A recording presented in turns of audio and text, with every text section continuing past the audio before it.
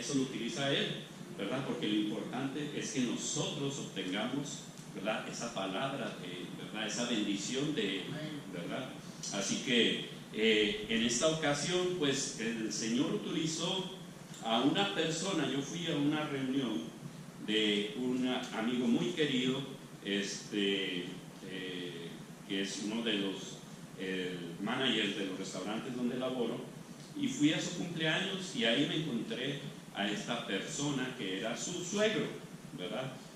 Ahora se me va el nombre, pero sí se presentó conmigo, ¿verdad? Y me hizo una historia que me recordó esta palabra, ¿verdad? En la palabra del Señor o en la Biblia, me recordó esta palabra, válgame la redundancia, y se me hizo una historia tan increíble, pero a la vez tan conmovedora, ¿verdad? Porque le voy a hacer una pregunta: ¿cuántos de aquí creen en las maldiciones generacionales todavía? Una. Bueno, ahí otra.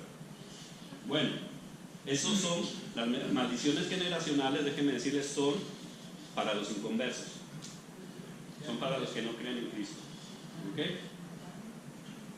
Las maldiciones generacionales son para los que están o que todavía no creen en Jesucristo como nuestro Señor y Salvador. Es para el pueblo de Israel. En ese tiempo, esa palabra fue para ese tiempo en el pueblo de Israel. Porque cuando Cristo llega a nuestras vidas, todo se transforma. No hay maldiciones generacionales, se rompen por completo. Pero este Señor me hizo esta historia, ¿verdad? Este Señor me hizo esta historia y me dijo de esta persona. Allá, ellos son de Guadalajara, Jalisco, México, y me hizo la historia de que ellos vivían en una comunidad rural, ¿verdad?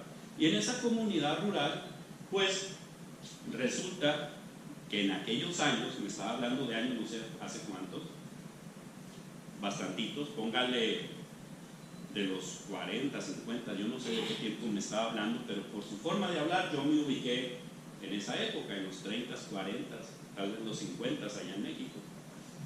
Y me hizo la historia, no sé cómo caímos en ese tema, y me dijo la historia acerca de esta persona que vivían en esa comunidad rural, cerca de unas colinas, de unos acantilados por ahí. Y entonces resulta que esta persona tenía un hijo. Él ya era un adulto mayor, ¿verdad? Ya estaba viejito, ¿verdad? Ya estaba bien entrado en años el Señor, prácticamente un anciano, y tenía un hijo, y este hijo tenía una esposa. Y la esposa le dice al hijo: mira, ya tu papá no sirve para nada. Ya tu papá lo que hace es dar problemas. Ya ni se le entiende qué es lo que dice. ¿Por qué no vas y lo tiras? Y el hijo, a petición de la mujer, y me dijo que en un costal ese donde ellos echaban los elotes, pues ahí echó al papá. Y fue, caminó con él, no sé cómo fue que lo llevó, pero dijo que caminó.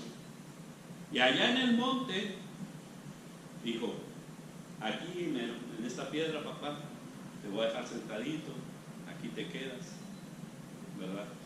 Cuando vengan los coyotes en la noche, él me dijo coyotes, no sé, pues hasta ahí va a llegar tu vida, ¿verdad?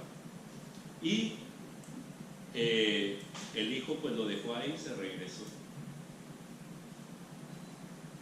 Y el Señor quedó ahí.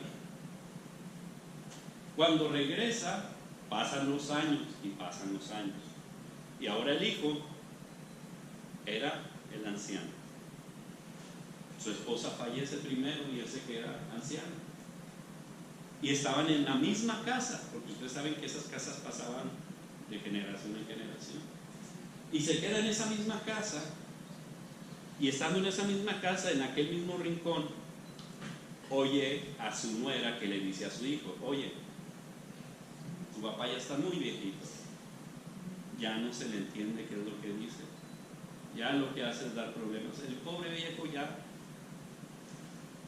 no sirve para nada. ¿Por qué no vas y lo tiras? ¿Por qué no vas y lo dejas por ahí en el monte y que se lo coman los coyotes o algo que mira, no avanza? El hijo agarra al papá, lo echa en el costal, se lo lleva para el monte, y cuando iban caminando, ve que el hijo se para. Esa historia, le repito, me la contaron. El hijo se para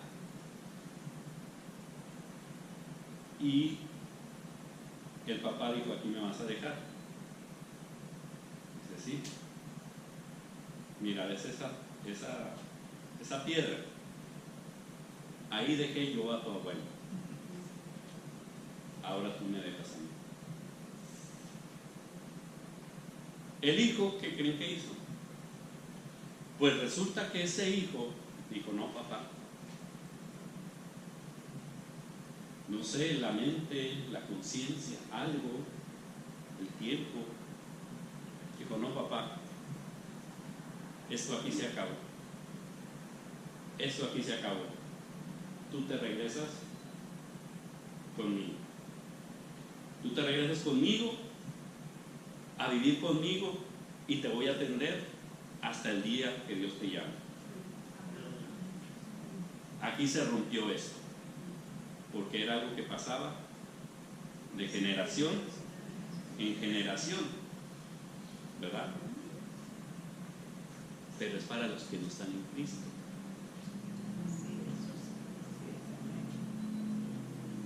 Cuando se está en Cristo, dice Juan 9:3, ¿verdad? Dice Juan 9:3 que estaba el ciego y los fariseos decían: oye, ¿quién pecó? Porque ellos creían que cuando tenías un defecto, ¿verdad?, que tenías un defecto físico, cosa que aquí ninguno veo que tenga, ¿verdad? Gloria a Dios. Todos son guapos y guapas, qué bueno, bendito Dios.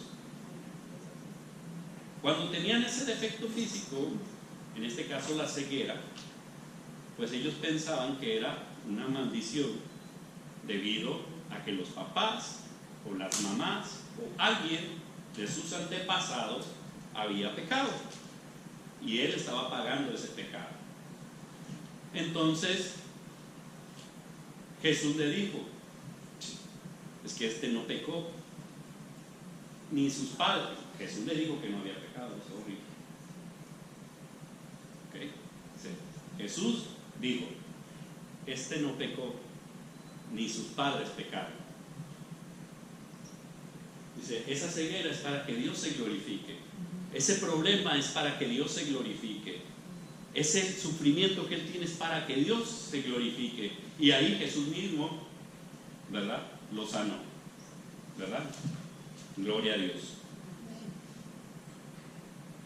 En todo caso, en nosotros los cristianos no hay maldiciones, te repito, porque cuando Cristo entra en nuestras vidas, ¿qué dice la palabra? Nueva criatura. Nueva criatura somos, ¿verdad? Entonces, esta mañana hablábamos un poquito de eso, ¿verdad? Del cambio, que hay un cambio en nuestras vidas. Yo digo, bueno, si no hubiera habido un cambio en mí, por ejemplo, pues probablemente yo ahorita seguiría en la parranda, en el juego, en el vicio, no sé, muchas cosas más. Si no hubiera habido ese cambio en usted, ¿dónde andaría? Pues nada más Dios lo sabe, ¿verdad? Porque gracias a Dios ya no tuvimos que cambiar ya no tuvimos que seguir en ese umbral, porque Dios lo cambió, ¿verdad? Nunca lo sabremos. Qué bueno. Pero en todo caso, en nosotros sí hay malos comportamientos o hay costumbres que nosotros tenemos en nuestra vida, que cuando Cristo entra en nuestros corazones, esto se termina, alguno que otro se queda, ¿verdad?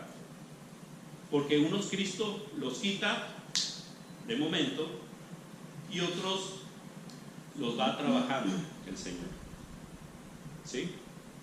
Estamos en la mesa del alfarero, ¿verdad? Estamos en la mesa del alfarero. Bueno, está muy bueno esto. Estamos en la mesa del alfarero. Y esos defectos, ¿cómo es que a mí el Señor me los sigue quitando? ¿Cómo el Señor me sigue quitando estos defectos que aún me quedan a mí? Estas situaciones que aún tengo que trabajar en mi vida. ¿Cómo el Señor va siguiendo, moldeándome, ¿verdad? A través de todas estas cosas. ¿Cómo Dios puede obrar en mi vida para que yo siga agarrando una formita bien linda, una vasija, ¿verdad? Bien bonita, bien redondita, sin defecto alguno. ¿Cómo es que el Señor va trabajando esa vasijita que nosotros somos? ¿A través de qué? ¿Verdad? Bueno, dice la palabra en Juan 39 que es a través de las Escrituras. Hay muchos, decenas de versículos, pero en especial hoy me gustó escoger este, Juan 5:39.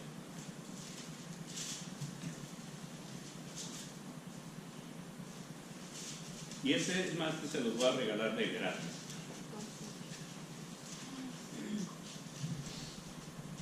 Se los voy a regalar gratis hoy, para que vean que no porque soy de Monterrey no regalo nada. Nos ponemos en pie en reverencia a la palabra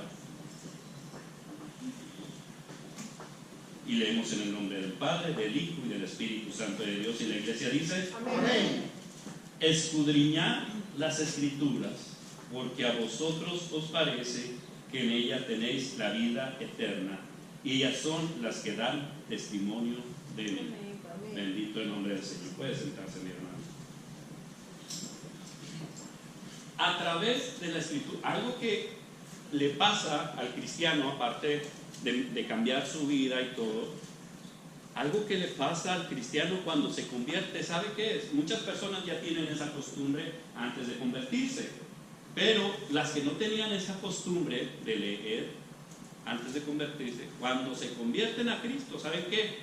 Les da por leer.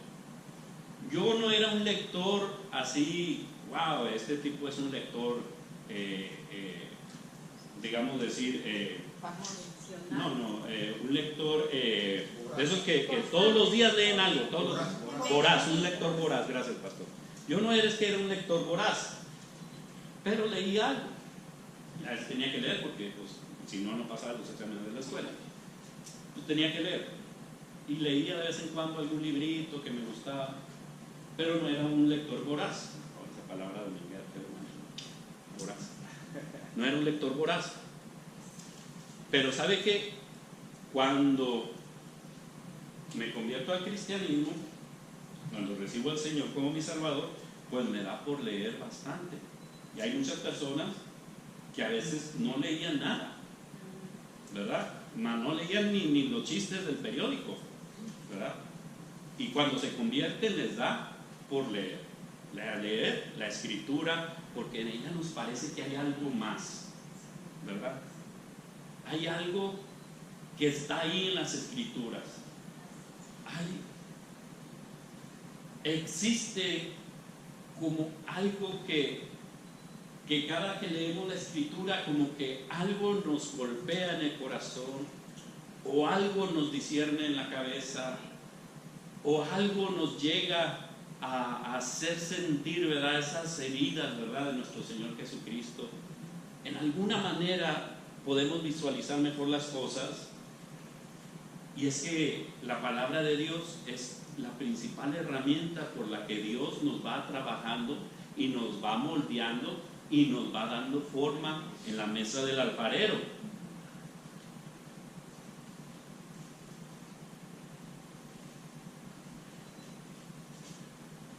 Por ejemplo, algo cuando yo me convierto al Señor, digo: Jesús, sí, yo te necesito. Y fue algo inolvidable para mí. Pero como hasta el día de hoy sigue habiendo cosas que el Señor tiene que trabajar en mí, ¿verdad? ¿Quién aquí ya es perfecto? ¿Quién de aquí es imperfecto? Amén, gloria a Dios. Así que bueno, porque dije, no, estoy en una iglesia de perfectos, ya me metí en un problema, ¿verdad? Qué bueno que estoy con un grupo de cuerpo de Cristo que es imperfecto, ¿verdad?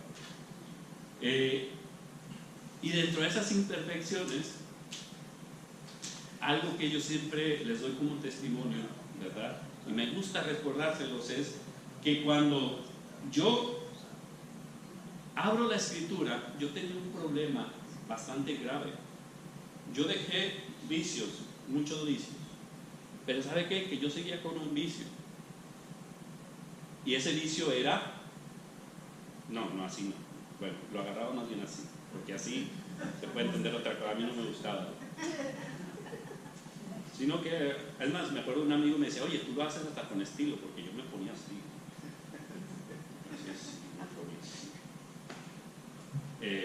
Cigarro.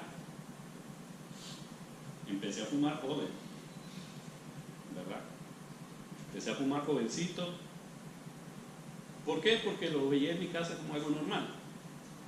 ¿Por qué? Porque no estábamos en Cristo. ¿Verdad? ¿Ves la diferencia? Pero, entonces yo lo veía fumar, se me hizo un vicio fuerte. Y aquellos que han fumado me podrán comprender, que fumaron bastante o que fuman bastante, me pueden comprender la situación. Porque dicen por ahí, dicen las malas lenguas, a mí no me creo, dicen las malas lenguas que es más difícil dejar el cigarro que la cocaína. Porque el cigarro trae muchos químicos. No es el tabaco como que lo plantan allá en Cuba y que hacen los puros, y en Puerto Rico hacían muy buenos puros también, ¿verdad? Yo me acuerdo que una vez me eché un puro de Puerto Rico, y no es de esas hojas que plantaban y naturales, no, señor. Los cigarrillos traen muchos químicos, bastantes, y son bien adictivos, súper adictivos. Y yo decía, bueno, gloria a Dios, gloria a Dios, bendito sea el Señor.